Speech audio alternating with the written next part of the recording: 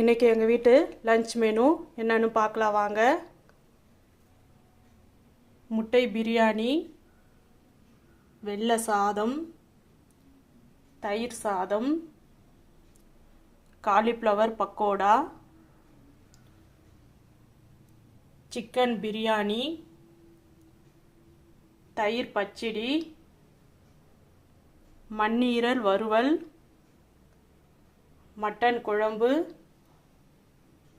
Chicken தொக்கு.